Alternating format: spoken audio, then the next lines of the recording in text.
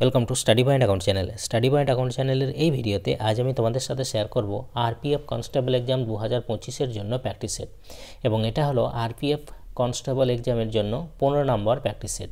তো ভিডিও শুরু করার আগে তোমাদের কাছে রিকোয়েস্ট, ভিডিও ভালো লাগলে অবশ্যই লাইক করে দিয়ে শেয়ার করো এবং চ্যানেলে নতুন না থাকলে চ্যানেলটিকে সাবস্ক্রাইব করে নিও। তো চলো শুরু করা যাক। আজকের প্রথম প্রশ্ন, যে আহমদনগরের কোন রানী সম্রাট আকবরের বিরুদ্ধে যুদ্ধ করেছিলেন? আহমদনগরের কোন রানী সম্রাট আকবরের বিরুদ্ধে যুদ্ধ করেছিলেন?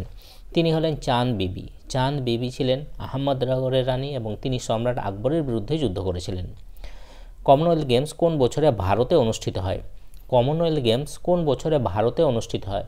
দেখো, ভারতে এখনও পর্যন্ত একবারই কমনওয়েলথ গেমস অনুষ্ঠিত হয়েছে, সেটা হলো 2010 সালে কমনওয়েলথ গেমস ভারতে অনুষ্ঠিত হয়েছিল। ভারতের কোথায়? নতুন দিল্লিতে অনুষ্ঠিত হয়েছিল, নতুন দিল্লি।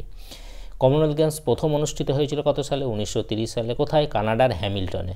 নেক্সট, স্বাধীন ভারতের প্রথম নদীবাঁধ নিচের কোন নদীর উপর নির্মিত হয়েছিল? স্বাধীন ভারতের প্রথম যে নদী বাঁধ সেটা নিচের কোন নদীর উপর নির্মিত হয়েছিল? এটা নির্মিত হয়েছিল দামোদর নদীর উপর নির্মিত হয়েছিল। শব্দের তীব্রতা মাপার জন্য কোন একক ব্যবহার করা হয়? শব্দের তীব্রতা মাপার জন্য কোন একক ব্যবহার করা হয়? দেখো, শব্দের তীব্রতা মাপার জন্য ব্যবহার করা হয় ডেসিবেল। ডেসিবেল এককে ব্যবহার করা হয় শব্দের তীব্রতা মাপার জন্য। ভারতের কোথায় মৎস্য উৎসব পালিত হয়? ভারতের কোথায় মৎস্য উৎসব পালিত হয়? এটা পালিত হয় নাগাল্যান্ডে পালিত হয়। Nagaland, option C right answer. স্বাধীন ভারতের প্রথম ভারতীয় গভর্নর জেনারেল ছিলেন। স্বাধীন ভারতের প্রথম ভারতীয় গভর্নর জেনারেল তিনি কে ছিলেন? তিনি ছিলেন শ্রী রাজা গোপালাচারী। শ্রী রাজা গোপালাচারী ছিলেন স্বাধীন ভারতের প্রথম ভারতীয় গভর্নর জেনারেল।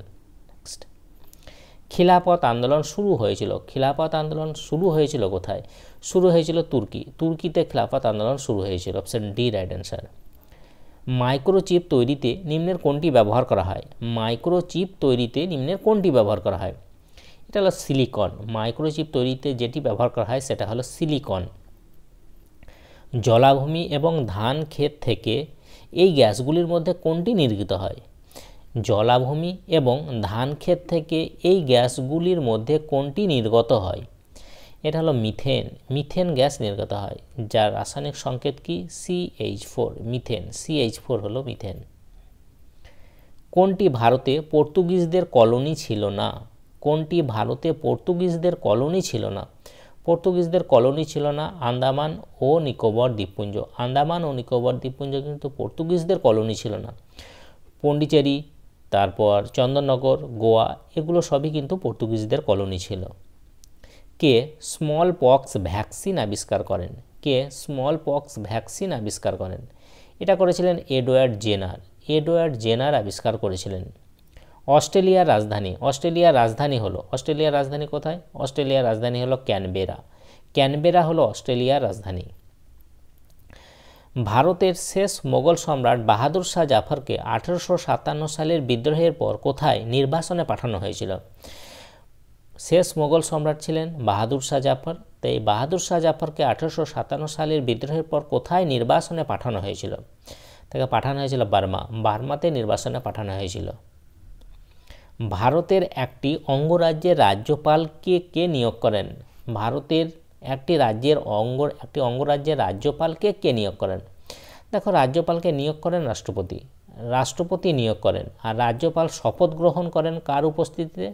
বা রাজ্যপালকে কে শপথ গ্রহণ করান? সেক্ষেত্রে হবে সংশ্লিষ্ট রাজ্যের হাইকোর্টের প্রধান বিচারপতি। নিচের কোন পুরস্কার ভারতের ক্রীড়া ও প্রতিযোগিতার কোচদের দেওয়া হয়? ক্রীড়া প্রতিযোগিতার কোচদের দেওয়া হয় কোন পুরস্কারটি? এটা হলো দ্রোণাচার্য পুরস্কার। ক্রীড়াক্ষেত্রে যারা কোচ, সেই কোচদের দেওয়া হয় দ্রোণাচার্য পুরস্কার। টেস্ট খেলায় কোন ভারতীয় ক্রিকেটার সর্বাধিক দ্বিশতরান করেছেন? টেস্ট খেলায় কোন ভারতীয় ক্রিকেটার সর্বাধিক দ্বিশতরান করেছেন? সর্বাধিক দ্বিশতরান করেছেন বিরাট কোহলি টেস্ট খেলায় সর্বাধিক ভারতীয় খেলোয়াড় যিনি সর্বাধিক দ্বিশতরান করেছেন। পেশিতন্ত্রের কোন অংশ হাড়কে হাড়ের সাথে সংযুক্ত করে? পেশিতন্ত্রের কোন অংশ হাড়কে হাড়ের সাথে সংযুক্ত করে? এটা করে লিগামেন্ট করে।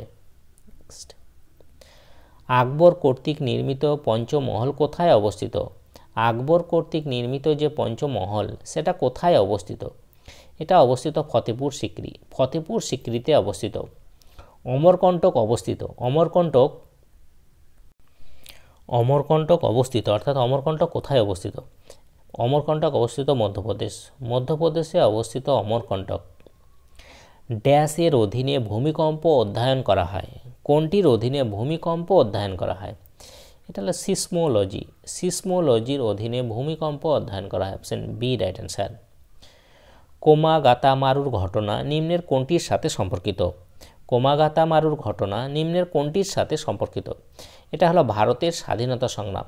নিম্নে যে অপশনগুলো আছে তার মধ্যে ভারতের স্বাধীনতা সংগ্রামের সাথে সম্পর্কিত। নিম্নলিখিত রাজ্যগুলির মধ্যে কোনটিতে চায়ের উৎপাদন হয় না?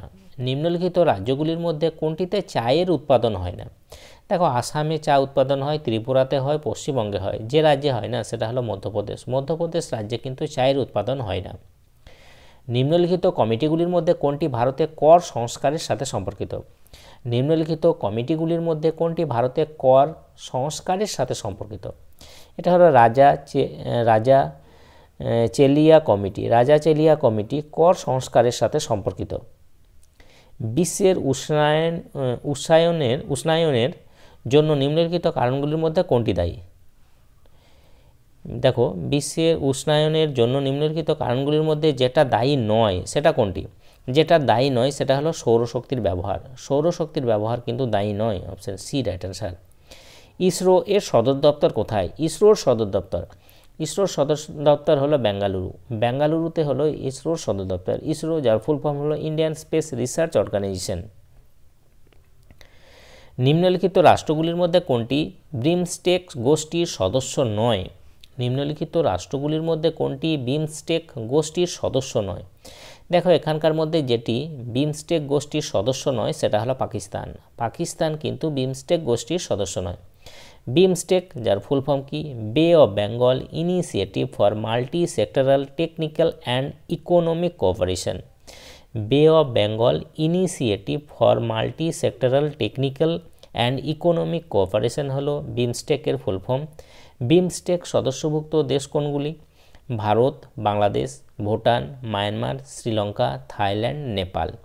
এটা স্থাপিত হয়েছিল কত সালে? 1997 সালে। বিমস্টেকের যে সদর দপ্তর সেটা বাংলাদেশের রাজধানী ঢাকা। নিম্নলিখিত নদীগুলির মধ্যে কোনটির উৎস হিমালয় থেকে উৎপত্তি লাভ করেছে নিম্নের কোন নদীটি? সেটা হলো ব্রহ্মপুত্র। এখানে যে অপশনগুলো আছে তার মধ্যে ব্রহ্মপুত্র নদী হিমালয় থেকে উৎপত্তি লাভ করেছে। স্বামী বিবেকানন্দ শিকাগো ধর্ম সম্মেলনে বক্তৃতা দিয়েছিলেন কত সালে? দেখো, তিনি বক্তৃতা দিয়েছিলেন 1893 সালে। স্বামী বিবেকানন্দ শিকাগো ধর্ম সম্মেলনে বক্তৃতা দিয়েছিলেন 1893 সালে। রবীন্দ্রনাথ ঠাকুর তার নাইট উপাধি পরিত্যাগ করেছিলেন কবে? দেখো, তিনি নাইট উপাধি পরিত্যাগ করেছিলেন 1919 সালে। 1919 সালে তিনি নাইট উপাধি পরিত্যাগ করেছিলেন জালিয়ানওয়ালাবাগের হত্যাকাণ্ডের পর। নেক্সট, আলেকজান্ডার কখন ভারতবর্ষ আক্রমণ করেন? আলেকজান্ডার ভারতবর্ষ আক্রমণ করেছিলেন খ্রিস্টপূর্ব 326 এবং সেই সময় মগধের শাসক কে ছিলেন? সেক্ষেত্রে হবে ধননন্দ ছিলেন সেই সময় মগধের শাসক।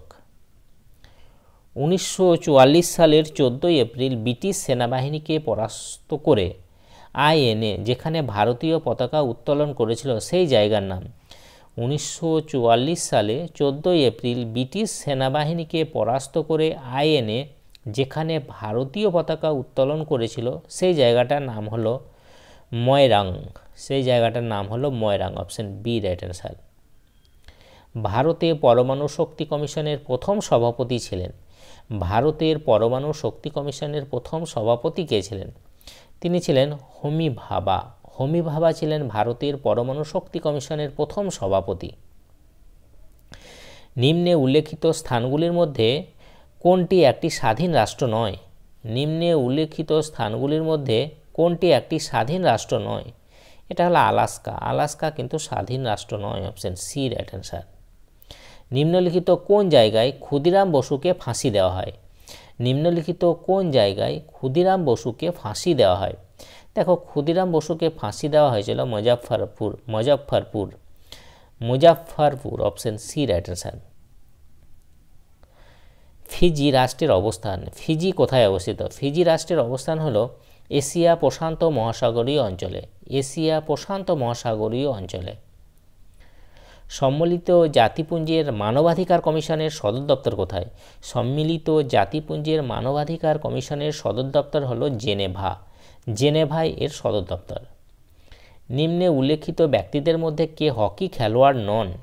নিম্নে উল্লেখিত ব্যক্তিদের মধ্যে কে হকি খেলোয়াড় নন?